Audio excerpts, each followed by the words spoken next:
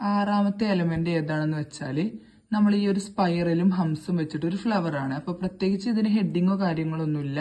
Spiral flower എന്ന് പറയും. അപ്പൊ അതിനായിട്ട് നമ്മൾ നല്ല വൃത്തിയായിട്ട് ചുറ്റുകളുള്ള ഒരു സ്പൈറൽ വരക്കുക.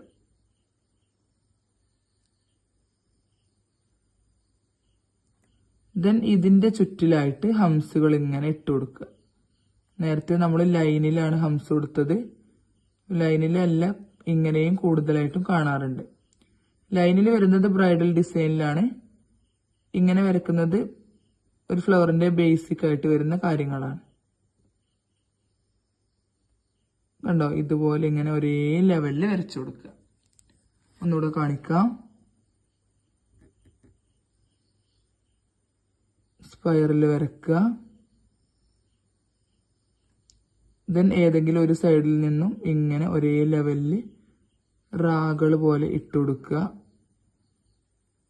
തടിയില്ലാതെ എണ്ണം കൂട്ടിയിട്ട്. എപ്പോഴും ഹംസിന്റെ എണ്ണം കൂടുന്തോറും നല്ല ഭംഗിയാണ്. ഓക്കെ, ഇനി ഇത് ട്രിക്കോട് കൂടി വരക്കുന്നത് കാണിക്കാം. ആദ്യം ഒരു സ്പൈറൽ വരക്കാം.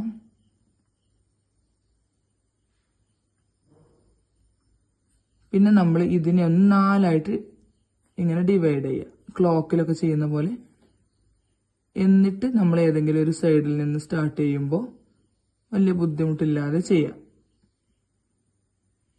കണ്ടോ, അപ്പോൾ എവിടെയും കൂടുതലായിട്ടും കുറഞ്ഞതായിട്ടും തോന്നൂല. മറ്റേത് നിങ്ങൾ ഫസ്റ്റ് ടൈം ചെയ്യുമ്പോൾ ചിലപ്പോൾ ചില സ്ഥലങ്ങളിൽ കൂടുതലും ചില സ്ഥലങ്ങളിൽ കുറവും ആയിട്ട് കിട്ടും. അപ്പോൾ അത് ഒരു പരിധി വരെ തടയുന്നതിനാണ് ഇങ്ങനെ ചെയ്യുന്നത്. ഓക്കെ, ഇനി ഈ ചുറ്റിലും വരുന്നത് ലെവലായിട്ട് കിട്ടാൻ വേണ്ടിയിട്ട് ഞാൻ ഒന്ന് കാണിക്കാം.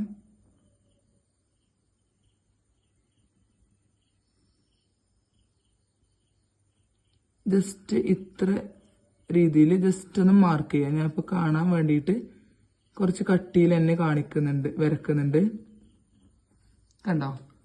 എന്നിട്ട് 4 ഡിവൈഡ് ചെയ്യാം. ഇങ്ങനെ ഒരു സർക്കിൾ വരച്ചതിന് ശേഷം ദെൻ നിങ്ങൾക്ക് ലെവലായിട്ട് ഹംസ് വരക്കാം. അപ്പോൾ ഒരേ ലെവലുള്ള ഹംസും കിട്ടും. എവിടെയും കൂടാനും കുറയാനും പോകണമെന്നില്ല. കണ്ടില്ലേ? ബിഗിനേഴ്സ് ആകുമ്പോൾ ഇങ്ങനെ ചെയ്ത് പഠിച്ചാലും മതി.